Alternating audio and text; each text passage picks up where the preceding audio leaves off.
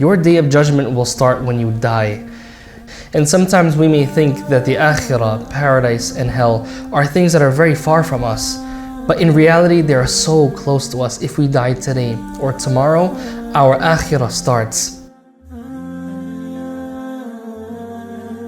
Imagine sitting back in Jannah and all of your needs are met. There's no sadness, right? There's no stress, there's no sickness, there's no death, none of that. And you're just sitting back in comfort, being served, and you have power in paradise. You have whatever you wanted in this dunya, but in paradise. Imagine if you're in school and you're studying hard. You're spending sleepless nights studying, and you finally pass that exam that you've been studying so hard to pass. Imagine you're hunting for a job left and right. You're sending out resumes and applications, and you finally land your dream job. Imagine the feeling that you will have in paradise after spending this entire life working towards that goal. Allah subhanahu wa ta'ala, He says, فَمَنْ زُحْزِحَ عَنِ النَّارِ وَأُدْخِلَ الْجَنَّةَ فَقَدْ فَازَ. Allah Azza wa Jalla says, whoever has been removed from the fire and has been entered into paradise has surely succeeded. Imagine the feeling of that success. It's definitely going to be a feeling like no other feeling. Allah subhanahu wa ta'ala, He says, بَلْ تُؤْثِرُونَ الْحَيَاةَ الدُّنْيَا. Rather you prefer the life of this world, وَالْآخِرَةُ خَيْرٌ وَأَبْقَى. And the akhirah is better and it's more lasting. This life is filled with countless mysteries. The more we know, the more we realize that we don't know.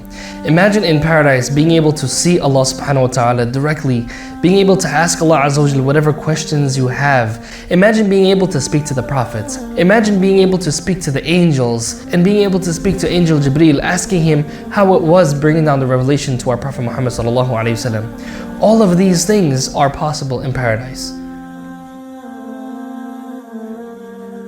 Allah Azza wa Jal is Ar-Rahman. He's the most merciful. There's no one more merciful than Allah subhanahu wa ta'ala. He's more merciful to you than your own self. And Allah subhanahu wa ta'ala at the same time is also Shadidul Iqab. He is the most severe in punishment. For some people, they will be punished for an eternity in the fire. Now the question some may ask is, how can the most merciful God punish someone with the most severe punishment for an eternity? Is it true that there are some scholars of Islam who have said that the fire will soon come to an end and there will be no fire after that? Is it true that all non-Muslims will enter the fire? Are any of the pleasures of paradise or the punishments of hell metaphorical in a sense? Are they actually real? You will discover things in this course that you have never heard before. You will discover things that perhaps you will not be able to find anywhere else. Inshallah ta'ala, in our upcoming course, The Dip, we will be exploring together what Allah Azza wa Jal tells us in the Quran about the people of Jannah and the people of the fire. We'll be learning about the details and the description of paradise and hell. And of course, we'll be delving into the prophetic narrations concerning these topics as well.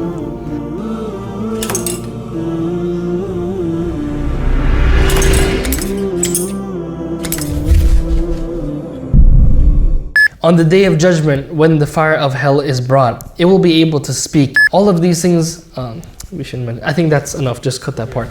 And some people, in the way that they speak to it, it's like just so unnatural. It's like nobody talks like that. Anyhow, whatever. Oh, I have a good one. 21 action. Wasn't it 29? Yeah, it was 28 before.